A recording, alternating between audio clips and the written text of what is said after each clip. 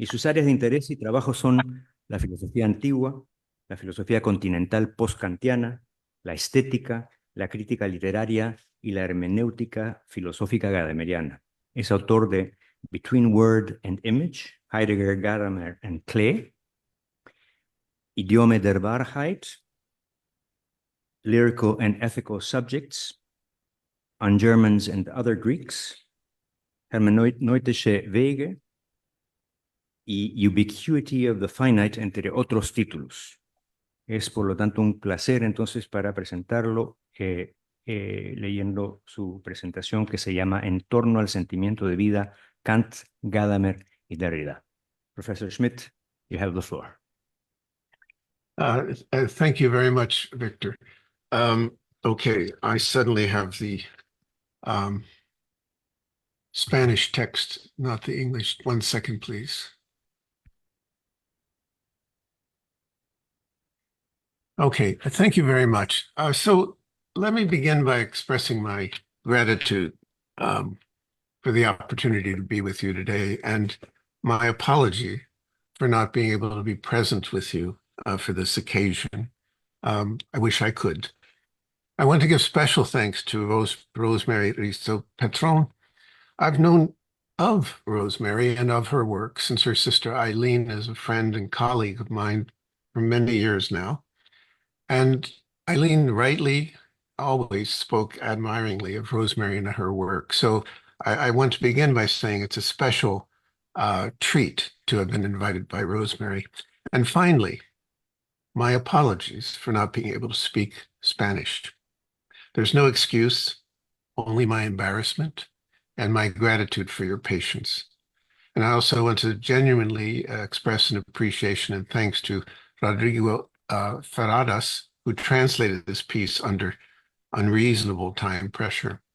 I was, as I often am, late getting things in. So my remarks today concern what I take to be the still under-recognized achievement and contribution of Kant's critique of judgment.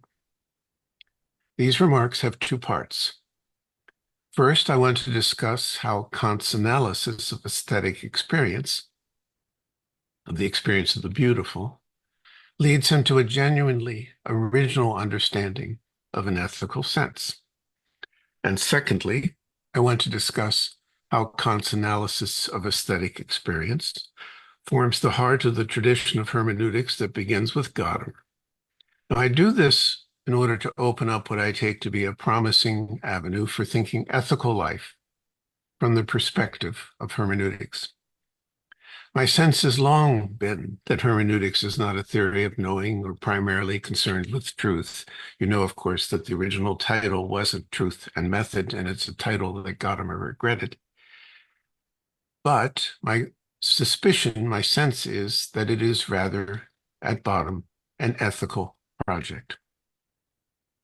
Now, before doing that, I need to give some indications of the larger context of this effort to outline some of the assumptions that I will adopt. There's some things I will be saying that I will not defend. Of course, I'd be happy to discuss them in the question period. And in the interest of time, I'll do this rather dogmatically and simply assert some theses and claims. But these are important assumptions that I make, and I will not discuss further. I want to lay them out. First, one of the assumptions guiding the history of philosophy that has lost its potency in the tradition that begins with Nietzsche, Heidegger, and moves up through Adorno, Gadamer, Arendt, and Derrida, is that human being is defined by its capacity to know and to cognize the world. And this, more than anything, defines modernity. Second, rather than adopting this assumption, the continental tradition asks instead, is it possible to understand ourselves as beings whose primary task and self-understanding is not taken to be lodged in our capacity to know the world, but is rooted in the task to understand and care for and to love the world? This, for instance, is what we find in Hannah Arendt's notion of amor mundus and Nietzsche's notion of amor fati, this idea that our task is not to know and cognize the world, but to understand, care for, and love it. In short, what might it mean to think of ourselves first and foremost as knowers, not as knowers, but as ethical beings? Now, in order to do this, we need to change our sense of the ethical. A different sense of the ethical is needed, one that Heidegger referred to as an original ethics. Original is an unusual sense of the word here. An original ethics is needed. Now, such a sense of ethical life would need to jettison, need to abandon some of the most long-standing and unchallenged ethical frameworks that we have and that are governed by words such as duty, imperative, law, rights, and so on. In short, it would require a different sort of starting point than the one defined by reason. Now, as a side note, I tell a brief story. I was once on a panel with Habermas, who became, it was a lovely discussion, and I like him very much, but he became a bit irritated with me. And he finally said to me, "I'm not sure you believe in the force of the better argument," which is, of course, the philosophical assumption that the better argument matters. We see this at the beginning of the Republic, that Socrates meets Polemarchus, for instance. But that moment when Habermas said, "I'm not sure you believe in the force of the better argument," was a moment of real revelation for me, since I had to admit that I really did not believe that reason changes minds, nor that the better argument ultimately carried a force. And if you want any evidence, just look at the recent US election. This is when it became clear to me that experiences shape us more than rational argument. It's the same sort of argument that we find in Freud's lovely little piece on reflections on war and death. He says logical argumentation is powerless against emotional interests.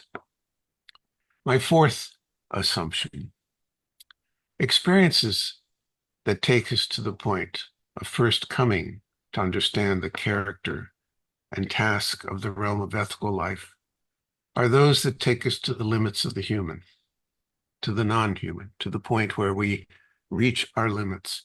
Experiences such as death, beauty, animal life, and of the heavens, for instance. In other words, these are the experiences that intensify life and as such affirm it and our place in it. And so those are the kinds of experiences I find especially interesting for the questions of ethical life. And finally, my fifth assumption, my last one. If one pursues this way of thinking about ethical life, which is what I want to do in the larger project here, if one takes such transformative experiences as basic to how a life is to be understood, then a key question needs to be answered. Are such experiences bound to what, for the lack of a better word, we can call the good? In other words, do such transformative experiences necessarily orient us to a responsible life, to what we can call an ethical life? The answer is not so clear, that these radical experiences, these limited experiences, do point us to the good. So the question, the biggest question, is what then, if anything, binds us to the good? I'm not asking what is the good, but what binds us to the good. Now, this, I believe, is a uniquely philosophical question that might not be able to be answered philosophically. Okay, so those are my 5 assumptions, my 5 points that I want to take as just asserted. And this is the point at which I can finally turn to Kant's third critique, since the great discovery of that text is precisely the way in which the experience and judgment of taste, namely the experience of the beautiful, ultimately leads to the symbolic understanding of an ethical sense. In other words, his argument there is precisely the kind of question I've been asking. Put bluntly, the third critique begins with an analysis of the experience that we speak of as beauty in paragraph 1, and it ends with the final outcome of that experience in the discovery that, and I quote Kant, the beautiful is the symbol of ethicality in paragraph 59. In other words, the line from beauty to the ethical is clear.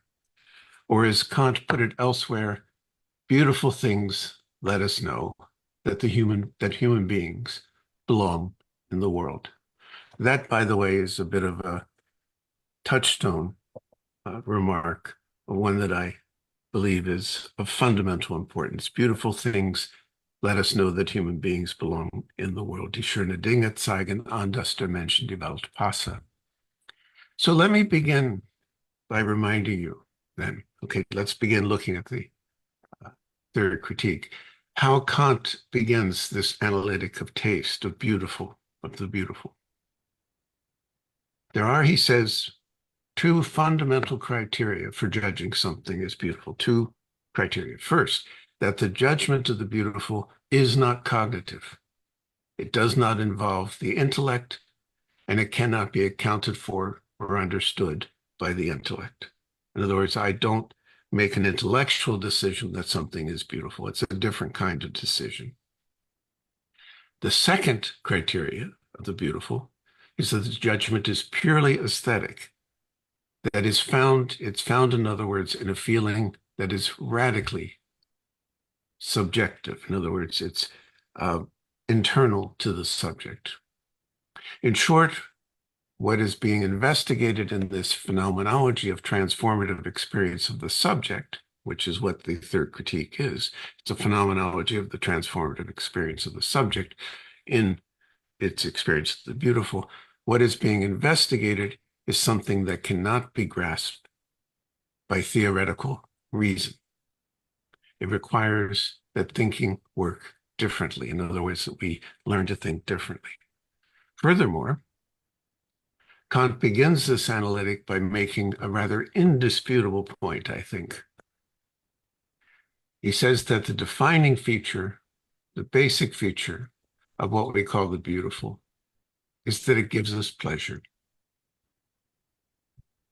But he quickly remarks that beauty is a distinctive pleasure and ought not to be confused with other kinds of pleasure. For instance, the pleasure I might take in some food, a warm bath, sex, a good night's sleep, kittens or the internet, or the perfume of a flower. These pleasures are not pleasures we should call the beautiful, because these pleasures are idiosyncratic, contingent, and quite dependent on factors that are private. You might not like the food that I like, even though I find it pleasurable. You might not like the perfume of that flower, even if I find it pleasurable. In other words, these pleasures are private. So Kant is clear, though. I'm quoting Kant now. If we wish to decide, this is the first page of the third critique, the analytic. If we wish to decide whether something is beautiful or not, we do not use the intellect to refer to the representation we find of the object so as to give rise to a cognition. In other words, the purpose of the beautiful, the goal of the beautiful is not a kind of knowledge. Rather, we use the imagination to refer to one's feeling of pleasure or displeasure. In other words, beauty is not at all to be understood as a matter of the object we experience, but solely as the feeling we have. Beauty has nothing to do with the object, but only my feeling. Now, this judgment that an experience is beautiful, then, is ultimately a confession of the subject. It's a way in which I say something about who I am and about my inner life. I'm not speaking about the object. When I say something is beautiful, I am speaking about what I understand. Kant will even go so far as to say that I need to be completely disinterested in the actual existence of the object that I find beautiful, which means that the beautiful can be imaginary just as easily as it can be real. Beauty has no relation whatsoever with its possible existence or reality. It strictly depends upon the subject. So this feeling of pleasure is utterly unique and extraordinary. It's pleasure I cannot will or summon into being as I can other pleasures. So I can order the food that gives me pleasure, or I can Google kittens jumping for joy. In other words, I can call them into being.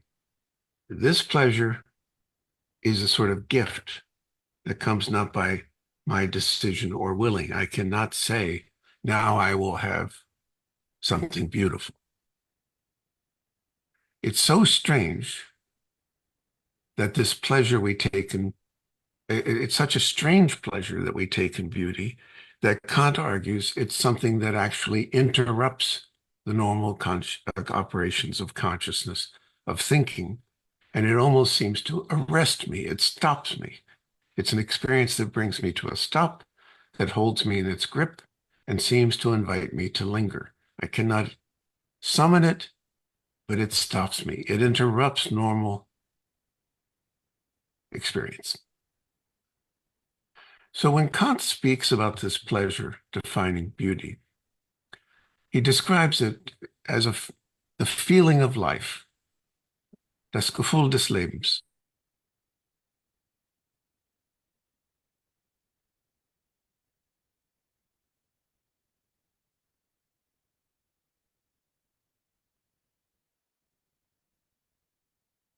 Sí. Let's hope it gets back.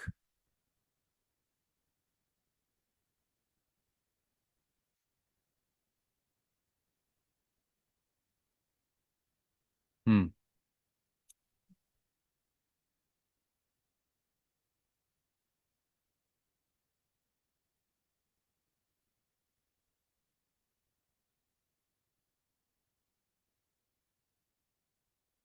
Ya, va a tener que conectarse otra vez. ¿Dónde es que se cortó exactamente?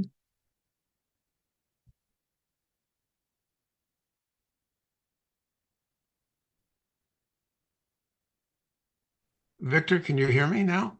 Yes. Yeah, now you're back. Yeah, we lost you. Yeah. So, well, we lost you again.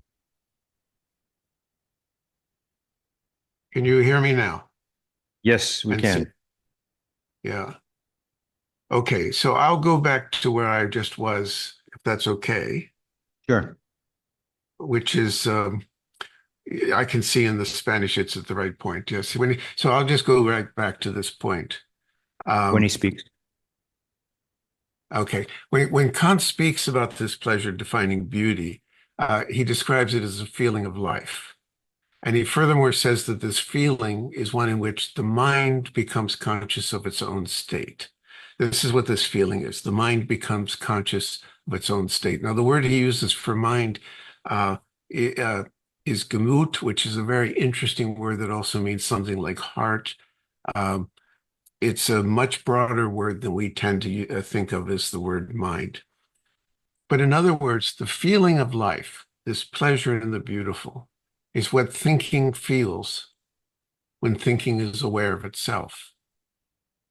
Now, Kant will reinforce this point when he says later that for the mind, for itself, is solely, wholly life. This is the principle of life itself, the mind. And as Kant reminds the reader, there are many varieties of pleasure. And when he does this, he shifts mostly to the to the language of liking. But this is a quite strange pleasure that is defined. This quite strange pleasure defined as the feeling of life is utterly different. And that's what we need to pay attention to. that this feeling of life is utterly different and calls attention to its difference from everyday experience insofar as it interrupts the normal workings of cognition. In other words, the interruption of the beautiful. So, speaking about the feeling of life is the starting point for the analytic of the beautiful.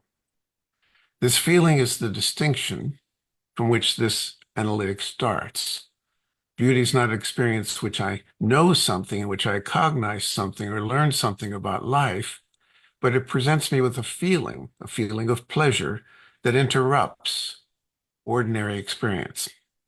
Now, given the clear importance of this notion of the feeling of life, one would expect that Kant would discuss it in detail, but he doesn't. Now, in the interest of time, because I can see I'm moving a little too slowly, he doesn't, I'm going to skip in a moment. He doesn't discuss this word, the feeling of life, Lebensgefühl. It only appears one more time in the text. But he does say, and I'll go to the next paragraph in a moment, that the feeling of life is akin to, or the same as, if not the same as, the pleasure we take in playing. So can you find where you are in the Spanish? Yes, sí. Okay. So in the interest of time, I am going to try and move a little fast. I apologize for that. So there's one more comment that Kant makes as he interprets this peculiar pleasure of the beautiful. So thus far, I've been doing something like a phenomenology of the experience of the beautiful as Kant discusses it.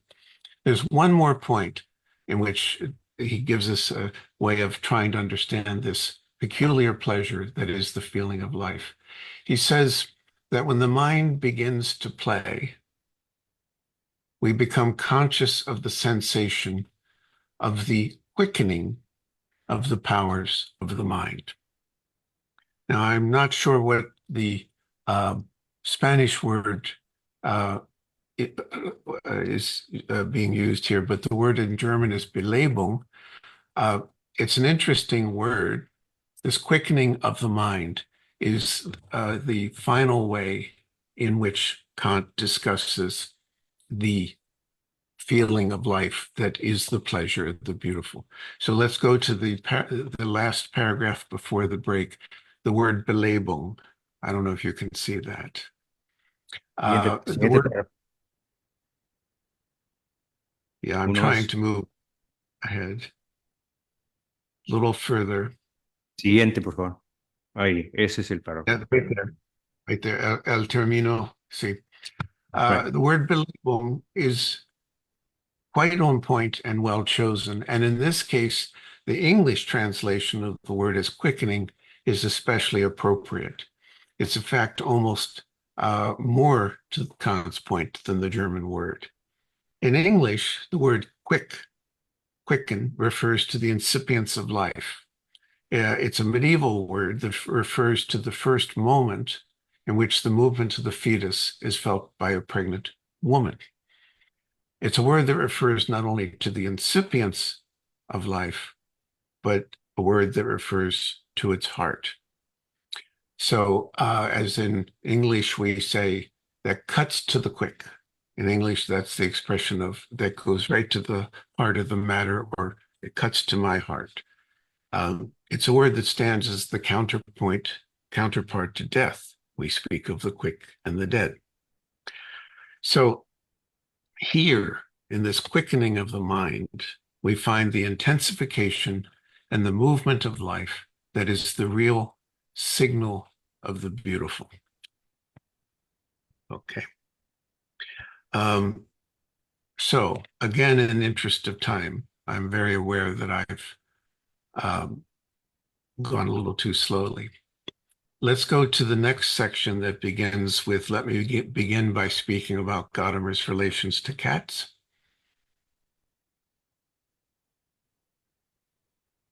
Can you see that down further? Yes. Más abajo, más. Ahí. Permítame Yep, empezar. right there. Okay, so now what I've done thus far, I'm sorry I have to speak off text. What I've done thus far is to try and look very closely at how Kant identifies the experience of the beautiful. And we have a few characteristics. It's not cognitive, it's defined as a pleasure.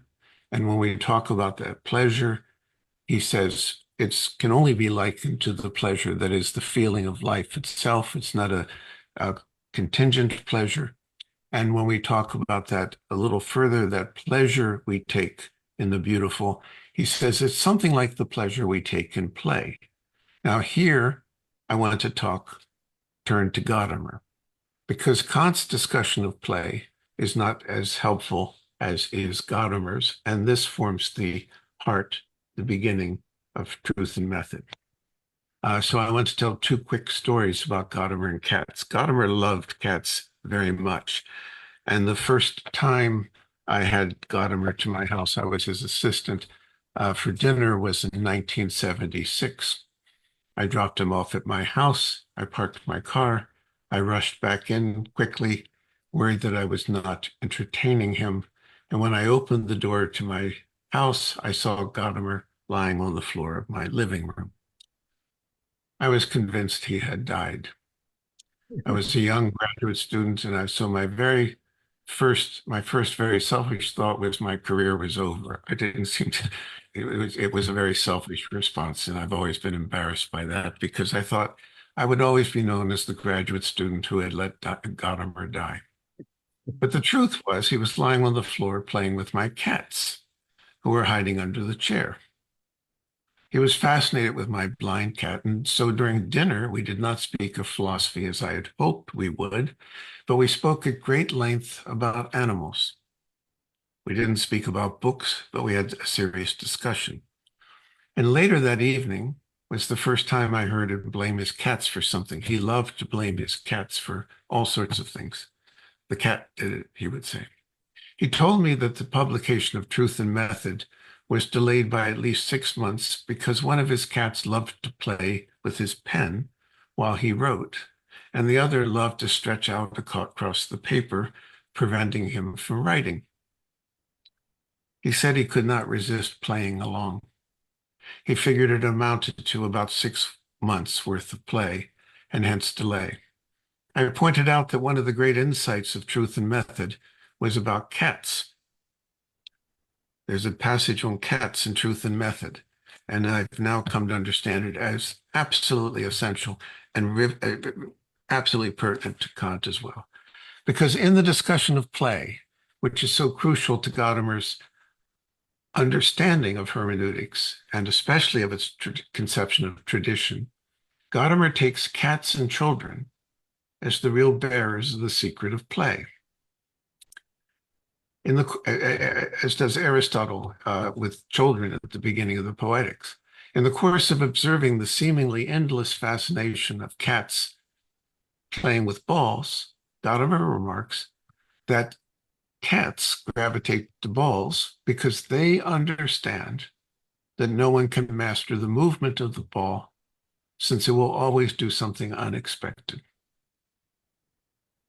Now, Gadamer's love of watching and reflecting upon cats at play will deepen his understanding of the role of play in aesthetic experience that illuminates Kant's insight.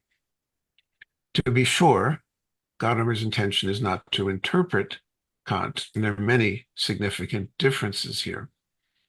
But his discussion of play, I believe, helps us understand what Kant means by the feeling of life and why this feeling is akin to the pleasure of play. So we'll go to the passage.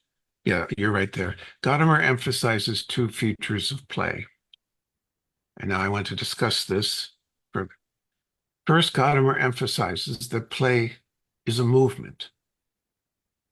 It's an activity, it's an event, and it has no purpose other than its own self-presentation, its own self-affirmation. One might say simply that play has no purpose independent of itself and is intent only on its own repetition. The goal of play is play and nothing more. Children understand this intuitively. And of course, this is where we find the wisdom of cats as well. Second, that while play needs to be essentially free, it's not on that account unruly. Play is necessarily free. You can't coerce or compel someone to play and have it still be free. And yet this freedom is still somehow a movement that coheres, like a good tennis match or a chess match or a musical work or a conversation. It's a freedom that moves in this way. We play music, and a good conversation is like play, as Gadamer says. Above all, though, play is always a matter of movement. It's not a something, not an object. It's not static. It's a movement, a ceaseless movement that in its absoluteness can only be likened to the movement of life itself. And this is what Gadamer defines defining the beautiful. Now, Kant had described this movement as a matter of quickening and a Belebung. We've discussed it. It's a word that originally refers to birth. It's a movement that gives birth to something. And Gadamer will do something similar when describing this movement of life. He will refer to it as a Zuwachs am Sein, which is mistranslated into English as an increase in being. He says this play is ein Zuwachs am Sein. It's an increase in being. And it's a phrase that's typically misunderstood since increase is taken as some sort of addition. Use the word in economic reports. The market is experiencing ein Zuwachs, an increase. But the German phrase ein Zuwachs bekommen is a way of saying that one has welcomed a child into one's family. In other words, it too refers to birth. In this feeling of life, this pleasure that signals beauty, there is an increase that happens. It cannot be measured, it cannot be calculated, and to use Derrida's words, it defies arithmetic.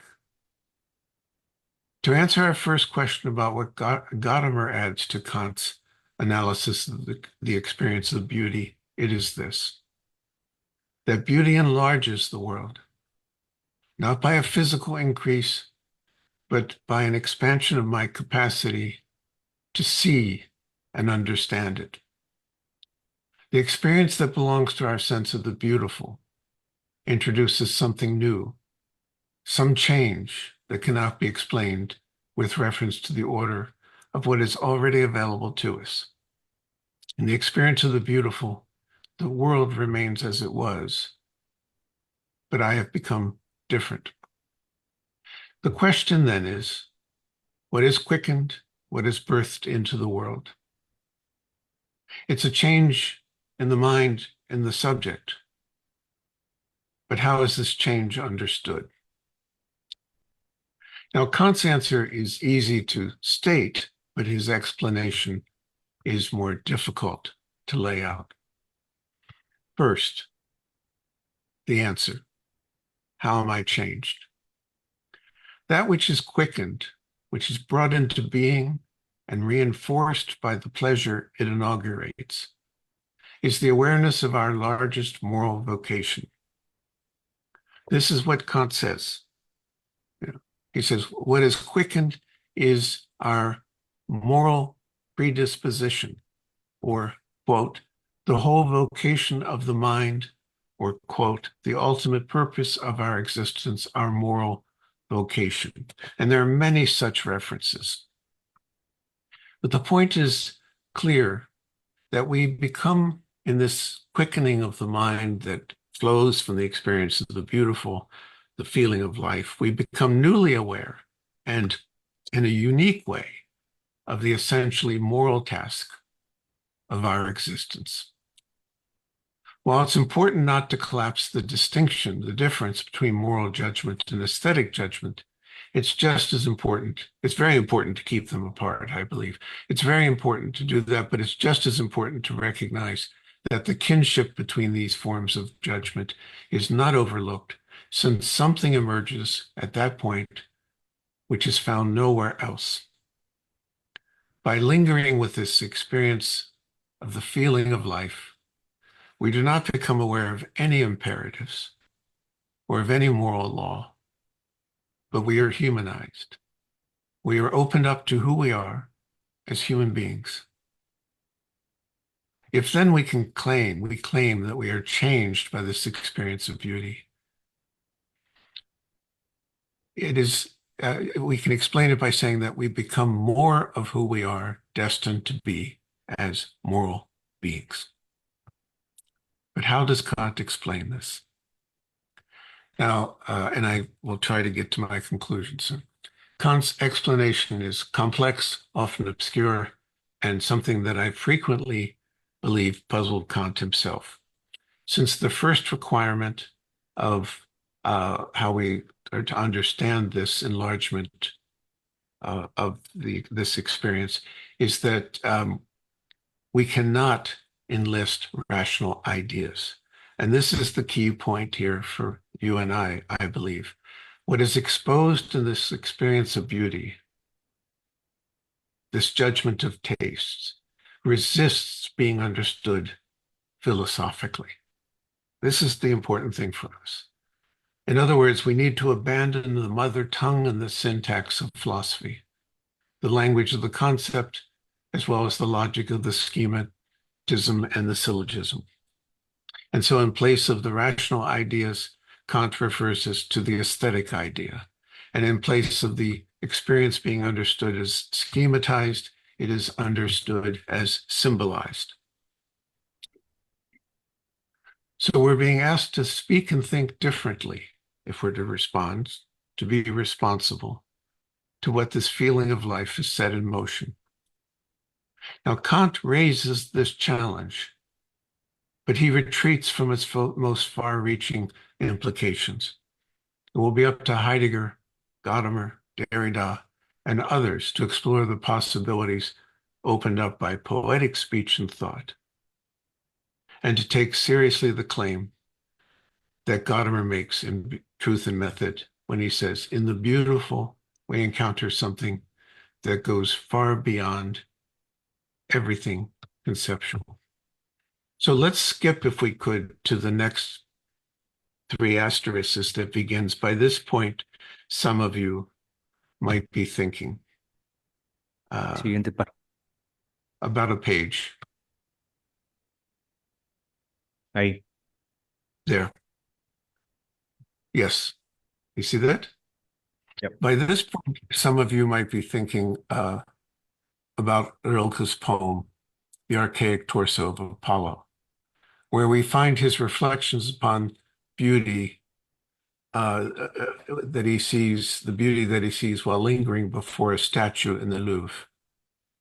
And that poem ends with the line, Du musst dein Leben ändern. You must change your life. It is precisely the same point, precisely the upshot of Kant's own reflections upon beauty. It's a lovely thought, but can we say how we are changed?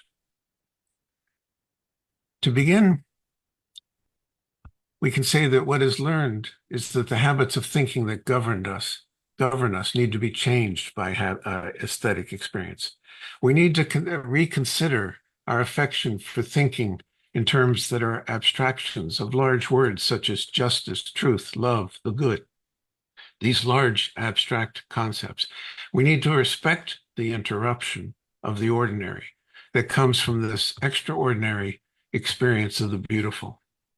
It's important to recognize that answering this question of how am I changed will not bring about any content. No new doctrine, no new imperative or law will emerge. It will change me, but it will not tell me what to do. briefly, let me say that I was giving a talk. I'll be very brief on this so I can end. I was giving a talk in England, a series of talks, and at the end of one day, one of the questions was, well, what do you mean by ethics? And we were out of time, so I said, we'll deal with that tomorrow. I went back to my hotel room, paced a bit, and thought, what do I mean by ethics? And I saw a sign on the back of the door that said, what to do? And I thought, and I didn't realize it was what to do in case of fire, but I realized that's what most people think of ethics as about. This is not what it's about. So if anything is learned by, so I'm after the next paragraph if you want to move forward. If anything is learned, there we go. See here, I'll go.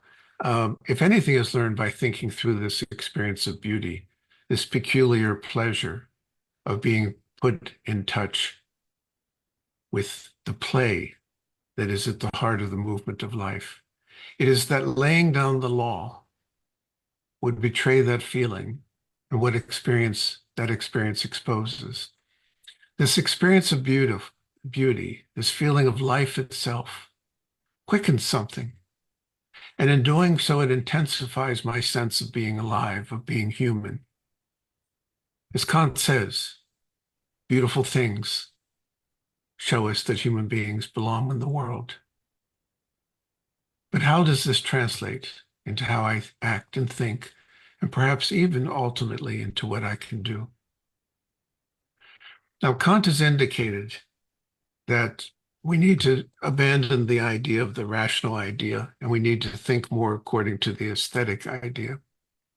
He says precious little about an aesthetic idea, and so Kant himself is not very helpful here if we read his explicit remarks about how we are to think differently. But I do believe there is something that can be said, that such a way of thinking begins with the awareness of the limits of what we can say and think. Kant repeatedly says that what one encounters in the experience of the beautiful is a quite peculiar, quite unique sense of our own finitude, since this experience begins and rigorously holds fast to a sense of what cannot be said and of what outstrips my capacity to know it. Kant makes this clear when he says that absolutely no human reason can hope to understand in terms of rational causes how even a mere blade of grass is produced. In other words, this aesthetic experience ultimately comes to understand that life itself, that feeling that is quickened by the experience of beauty, resists being thought and understood. All right, let's skip to the next paragraph. Of course, Kant's discussion of cognition in the first critique clearly recognizes that human knowledge is impressive and that there is good reason to insist upon the importance of what we know. We can know unimaginable truths, that there are 10 to the power of 24 stars in our universe, and that there are over 2 trillion universes, or that there is matter in our universe that weighs 2 billion kilograms per teaspoon. We can know how fast light travels, and we can set loose energy greater than that of the sun. And likewise, our knowledge has been enlisted to inflict terrible violence upon one another, shootings in school, bombings in cities, and we've eroded the thin layer of atmosphere upon which we depend. And we can even know and predict when our actions will cause the death of the planet. Our knowledge is undeniably impressive. What is not impressive is how we understand our world and our place in it. And this choice, this distinction between knowledge and understanding, is the choice that sits at the cornerstone of hermeneutic theory. Understanding is not knowledge, it is something else. And the experience of beauty yields no knowledge, but it does humble me by reminding me of the limits of what I can know. Let's skip to the next paragraph. I'm acutely aware of my time. If this experience of beauty teaches anything, it helps me to understand. If it helps me to understand anything, then it is that this feeling of life is ultimately intensification of life itself. Beauty makes me aware of life, its movement, and its pleasure. But it must also be said that it's a pleasure that needs to be understood as an affirmation of life, since it longs for its own repetition. The experience of the beautiful awakens and aims not only at its own repetition. Life wants more life. It cultivates no motive. It introduces no purpose. It instills no other aim than its own affirmation and being. And that's why Kant says the beautiful prepares us for loving something, even nature, without interest. In the end, it is a form of love, of that affirmation that takes pleasure in the being of something for its own sake and quite simply wants it to be. I asked at the outset, what binds us to the good? Now I can perhaps say that it might be simply the pleasure that we take in beauty. So the experience of beauty, understood as the feeling of life, as the quickening of a sense of mind, changes me. It's a peculiar change. The world does not look any different, but my orientation in the world is somehow shifted, since by virtue of this experience, I have become aware that life always exceeds what I can know, do, control, and even understand. And even if I cannot understand it, I can take pleasure in affirming and loving the world. This change does not tell me what to do. It does not help me resolve the difficulties that life gives me, but it takes me closer to the heartbeat of life. And from there, perhaps some understanding of what to do can emerge. But I'm afraid I need to end on a sad note. I feel obliged to register a worry about what I have said. My worry is something that Kant, in his own generosity, would never share, since Kant firmly believed that no human being is without any moral feeling. For if one were completely unreceptive to it, to moral feeling, one would be morally dead. In the context of the third critique, this amounts to saying that no human being is without a feeling for the beautiful. I'm afraid I'm not so generous as Kant, not so sure about human beings. I worry that we're doing our best to destroy the capacity to experience beauty in the world. We see this in so many ways: the destruction of the earth and the heavens, the environmental capacity crisis we have set in motion, but also our addiction to screens, to speed, and to finding meaning primarily in metrics. We do this with misinformation, and we no longer seem to be caring about truth. And almost worse, there is the absence of shame in not speaking the truth. Language is reduced to slogans and thinking to the measure of a tweet. All of this does not bode well, especially since if in the end, it signals the onset of the anesthetization of human life. If that is true, then caring for beauty in the world matters more than ever, since I believe Kant was right when he suggested beauty reminds us that we belong in the world. Thank you.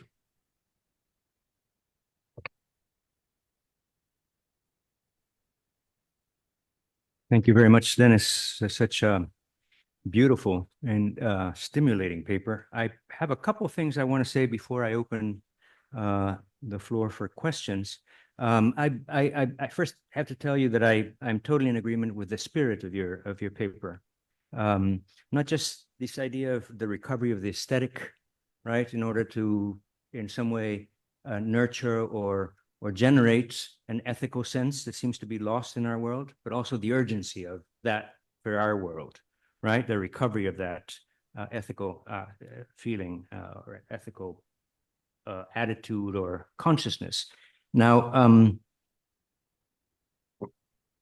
I also want to say that the two anecdotes that you tell are so central to what you're proposing. One, the anecdote by Habermas, who brings in the notion of arguments, and there I think of, for instance, I'm a student of Wittgenstein. I remember when I was studying as a graduate student, everyone wanted to see the arguments in Wittgenstein, and I realized something similar to what you realized with Gadamer, that Wittgenstein's not interested in arguments. He's interested in providing aesthetic perspectives to things. And his purpose is ultimately what becomes an obsession for him in the later writings, seeing aspects, right? Saving us from blindness of aspects and trying to get us to attitudes and perspectives that might allow us to see aspects different than the ones that we're used to, so that somehow we break from convention and so forth. So that's the first thing that I thought about your paper, that and how that, as it were, similarity or kinship with Wittgenstein. So my first question is, what does then distinguish the task of philosophy in this respect from what art tries to do, right? Is philosophy art? Or if it is a kind of art, what kind of art is it? How would you distinguish that? And then one very last thing. I was very glad to hear Rilke's your mention of Rilke's archaic torso of Apollo, because I had thought about it in I think the second page of your paper, and I remember that he says there not only that you must change your life, but you must change your life because the work of art sees you from everywhere. There's no place from which you are not seen. So I'm just curious about what you think of that in respect of, to what you're talking about. And also another Rilke thought about beauty, who says beauty is the beginning of terror or the terrible. How do you interpret that? Yeah. Thanks, Victor. Those are spectacularly good questions. I'll try to answer too briefly, but maybe there'll be a discussion that ensues. First, the Habermas remark. Yeah, I think you and I and everyone there as philosophers, it has dawned on me the obvious. We believe that truth matters and that if you can speak the truth, it makes a difference. And this is what we've committed our lives to. And clearly, that is not happening in the world. And that truth is, we have gaslighting, we have misinformation, we have in the United States, no one's even ashamed to lie anymore. I mean, it used to be that shame was a way in which you at least acknowledged that truth matters. But now there's a kind of shamelessness to the lie. So that remark about the force of the better argument is something that goes to the heart of philosophy. It will come back to the question you asked at the end about the comment you made at the end about art and philosophy and their distinction. But it's also at the very beginning of philosophy. I've always been struck by the beginning of the Republic when Polemarchus has his slave grab Socrates, and Socrates doesn't want to go with them back to the home, at the beginning of the Republic. And Polemarchus says, well, we have more people here than you. We're 7, you're 2. Might makes right. And Socrates says, well, what if I can argue my way out? And Polemarchus says simply, what if we don't listen? I mean, that's really the beginning of philosophy and maybe the most difficult point. What if somebody stops listening? What if people stop listening?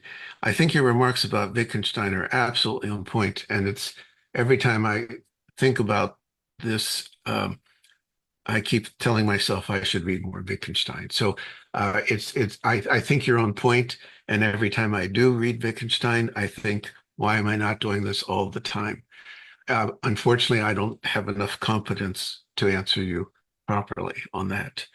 Um, but and I wish I did, because I think the greatest philosophical writers are struggling not with just argument, but something that is not able to be contained by an argument. And this is Wittgenstein. These are the great minds, and this is why we do read them. That they're not just making arguments. Arguments are easy. Real insight is different. Insight um, insight is what we're after, not argument. And yet we're trained to be argumentative. So I think you're right, and it's one of the marks of a great philosophical mind, even if I don't particularly like them, is that they have insight, you know, and not just that they're smart. To your remark about art and philosophy is how are we to understand this difference? I think the person who wrestles with this in the most interesting way is Adorno, because Adorno um, really um, asks about this relation. And he says there's this wonderful passage in the beginning of aesthetic theory when he says, art is a hieroglyph for which we have lost the code.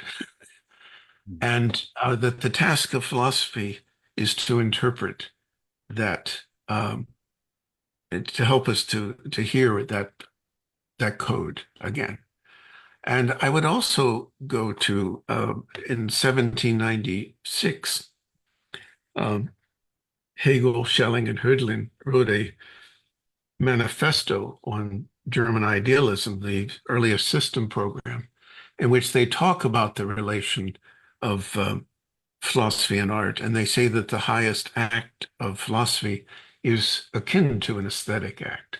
In other words, they still, I think, retain their differences, art and philosophy, uh, and yet they become much more symbiotic, I suspect, and much more almost parasitical on each other.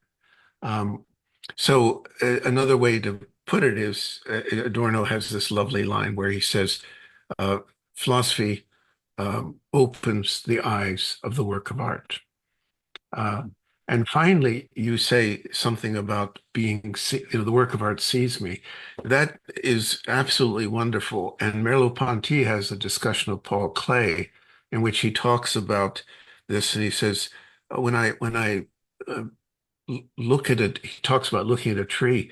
The question is the tree, am I looking at the tree, or is the tree looking at me and telling me something? And so there's much more of the sense, and this is where I think Gadamer is very interesting, of a kind of conversation we have in the work of art. It's not just this object at which I look. It's much more of an call and response. And I'm asked to respond. And there is something about the nature of responsibility, being able to respond to this point, that is, I think, interesting. The one comment I would make to further is that, and this is again an insight that Adorno has, that starting with after Kant, Schelling, Hegel, all the way up through Nietzsche, Heidegger, Derrida, Gadamer, it becomes a discussion of the work of art, the beautiful. And yet for Kant, it's mostly nature.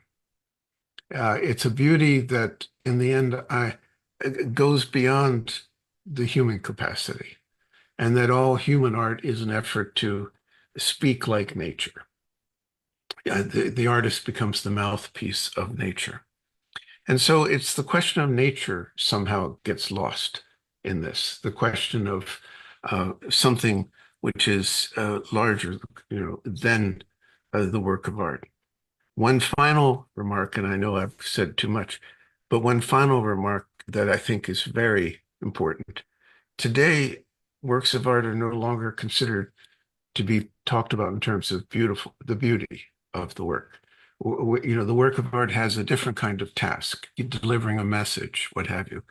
And that's why one of Gadamer's most interesting titles of his text, I don't know about the text itself, but the title is The Relevance of the Beautiful.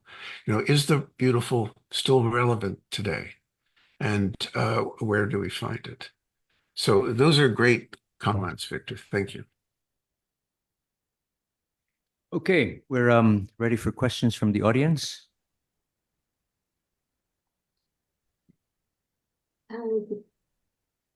Denny? Eileen, hi. Hi, Eileen. How are you? You know, I come from comparative literature, so you know, philosophy is not my forte.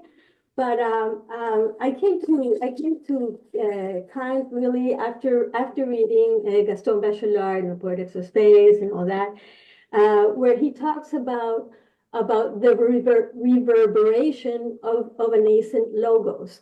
The moment that a poetic image strikes us and shakes our soul, and it hits us almost as in a moment of what he calls vertical time. He distinguishes that from duration or horizontal time, you know, of our habits of thinking, our prosaic thinking, the way we weave arguments together and all that. It's a very disruptive moment. And but in order to be open to that moment, he talks about open Kantianism in some of his other works, but this brings me back to Kant. In his critique of judgment, he talks a lot about the state of mind, beauty as a state of mind in which we receive, you know, experiences in the world, and he, I think, I don't know German, unfortunately, but I think he uses the term Stimmung, you know, or attunement, attunement to the vibration of the moment, but in order to achieve that attunement, Kant speaks a lot about kind of cleansing the mind or cleansing the soul through these moments of aesthetic judgment, which require the suspension of desire, the suspension of our sense of purpose, you know, the suspension of our concepts, actually, in order to be open to that moment of beauty. And I wonder if you, you know, having taken an independent study in poetics of music with you, I wonder if you can relate a little bit of this sense of the feeling of beauty with attunement to music, to the tonality of being, to the pulse of being, to even the music of nature. You know, I don't know whether that was implied also in this poem about Apollo, but Apollo being a musician. So I just wondered if you could say a little bit more about this. I'll Thank you, try. Eileen. Sorry, Dennis, if I could just suggest that you take that question, a couple more questions, and then answer them together so that we can. That'd be fine. Yeah, I realized right? I went. Yeah, that's fine. And All right. Well, okay. it's hard to elaborate. Yeah, I don't know if it's a problem, the approaching of Kant to an individual experience of the feeling of life instead of more communitary experience, maybe, because maybe it's easier taking a communitary experience of beauty to transform the comprehension into what to do more than the other way, the individual way. And another thing that I wrote here.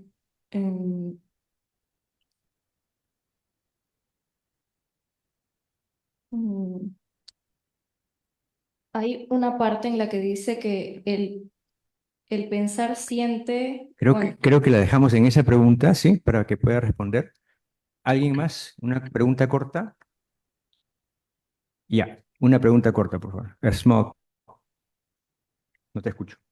El concepto el sentido de amor que has citado The concept of the meaning of love that you've cited a partir del sentimiento de la vida, on the basis of the feeling of life, un sentido que en la crítica a la razón práctica is it the same feeling as in the critique of practical reason? Okay, Dennis. Your task is to respond to those within our time limit.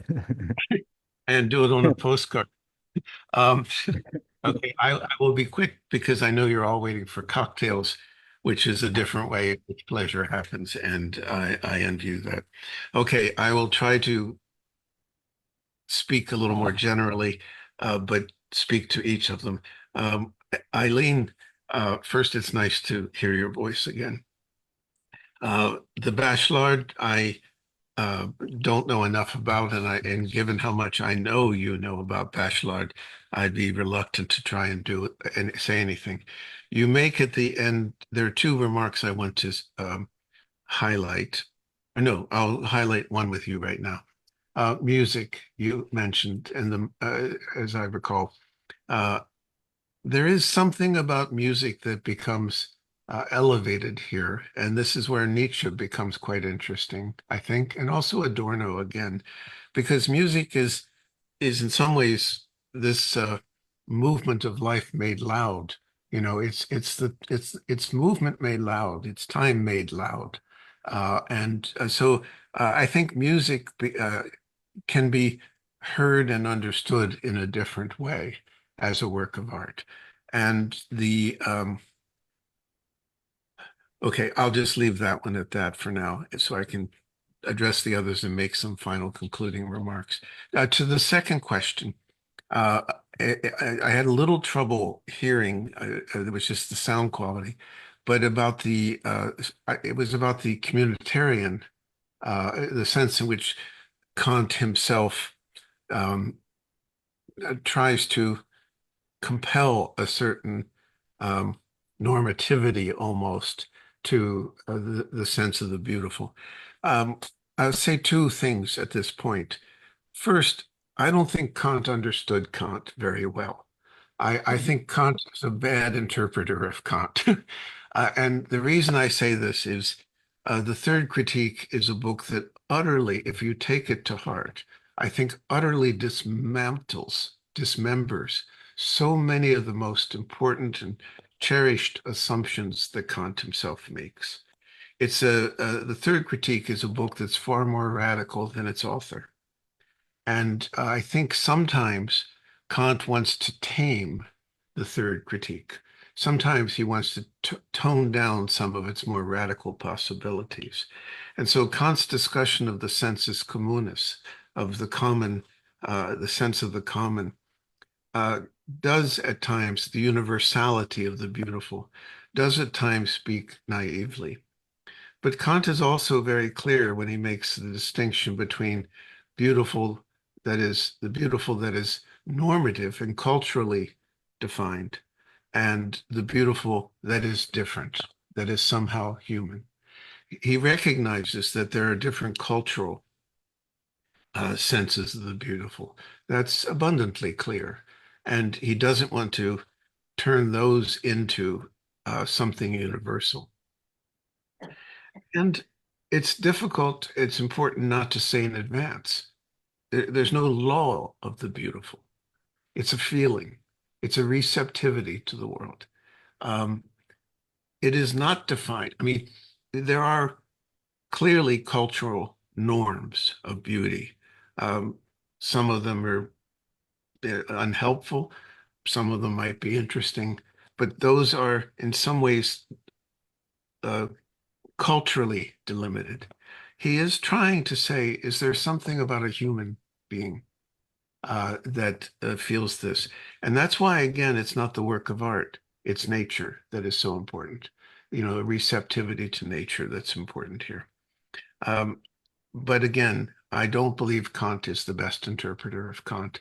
And so I would frequently like to say, I'd like to forgive him for that. Secondly, to the third question, how much is this like the critique of practical reason?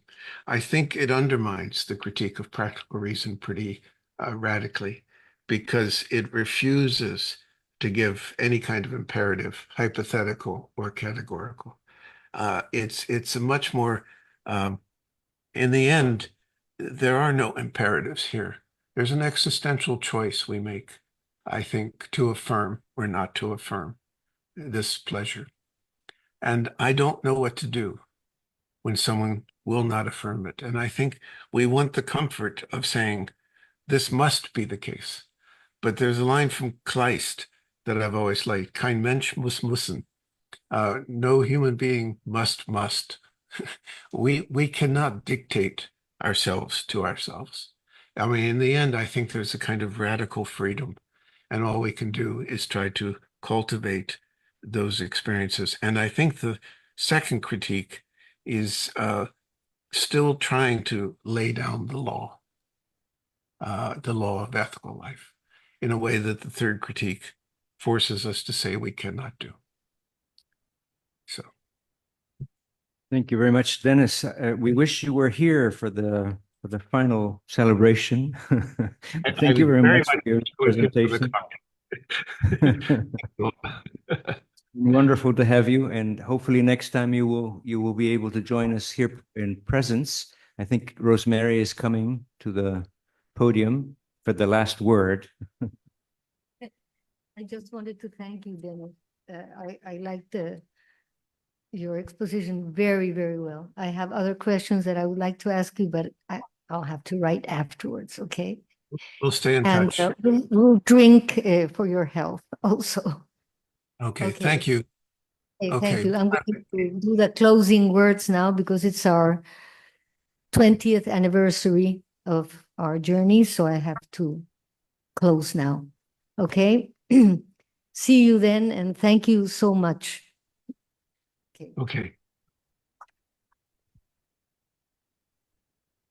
Benny, I'll write to you. Talk to you later. Ok, voy a hablar un ratito, vamos a clausurar, porque esto es un, digamos, hemos llegado al final, ¿no? Del 20º aniversario de la jornada de fenomenología y hermenéutica. Y les voy a hablar un ratito, muy, muy rápido, para que salgan disparados ya a la clausura, al cóctel. Bueno, hemos organizado estas jornadas desde el 2004. Y este año, claro, ya todos saben, lo hemos dedicado a las estelas de Kant, es decir, al legado de Kant en la filosofía continental contemporánea. Al mismo tiempo hemos estado celebrando el 300 aniversario del nacimiento de Kant, ¿no? Ahora, hemos contado ahora con las conferencias magistrales virtuales de Steve Kroll desde la Rice University en Houston, Texas, de Dennis Schmidt ahora desde la Western Sydney University, por Zoom, y además hemos contado con la conferencia presencial de Thomas Nennon de la University of Memphis en Tennessee. Bueno, ellos han compartido con nosotros sus reflexiones que las están madurando largamente hace mucho tiempo sobre la presencia de temas kantianos en filósofos como Heidegger, Husserl, Gadamer, Derrida, etcétera, en torno a la normatividad de la razón finita, el esquematismo kantiano, la imaginación kantiana, la temporalidad, el sentimiento de la vida, ahora en la hermenéutica, y además como una nueva entrada a la ética.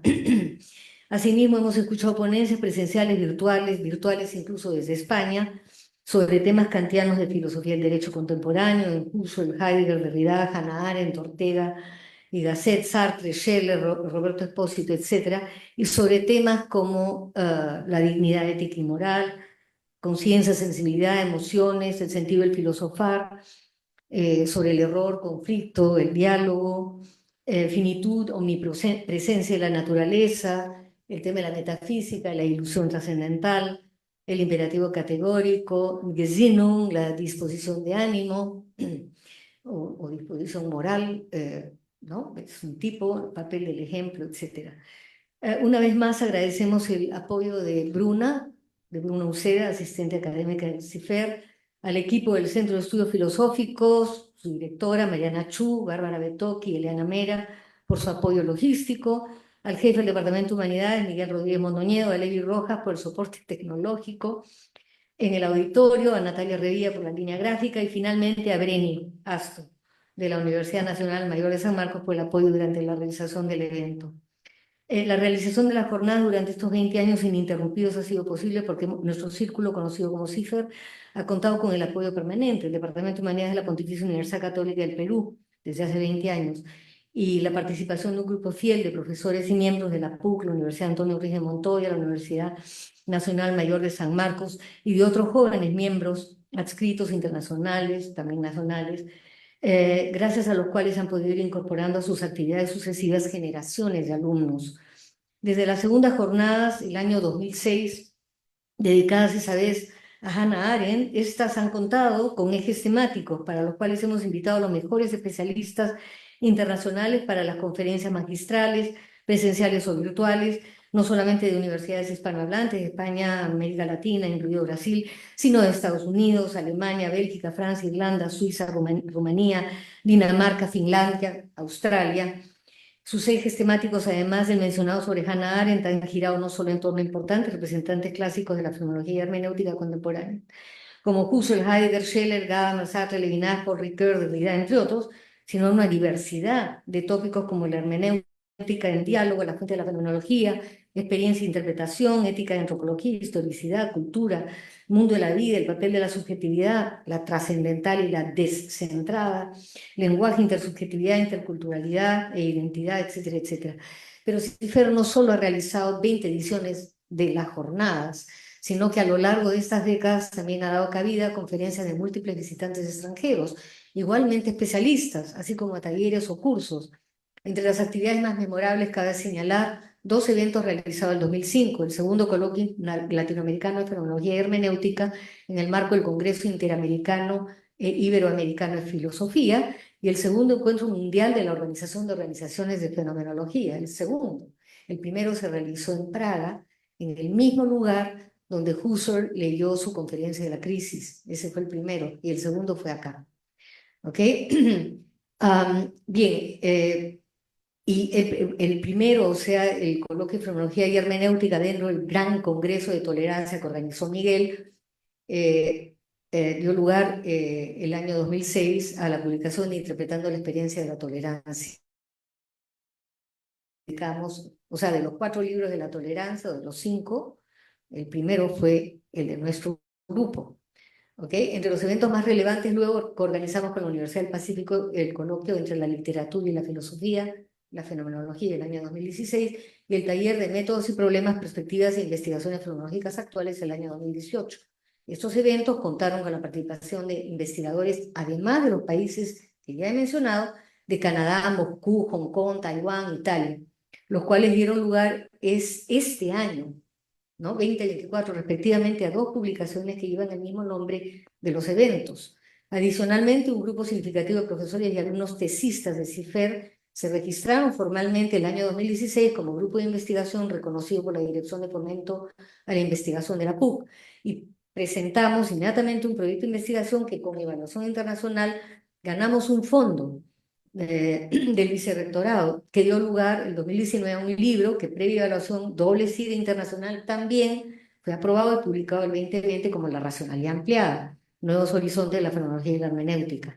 En suma, estas intensas actividades, contactos internacionales, han sido no solo ocasión para que los estudiantes y jóvenes profesores se les abran oportunidades que dieron lugar luego a publicaciones y participación en eventos en otros países, en intercambios o a becas.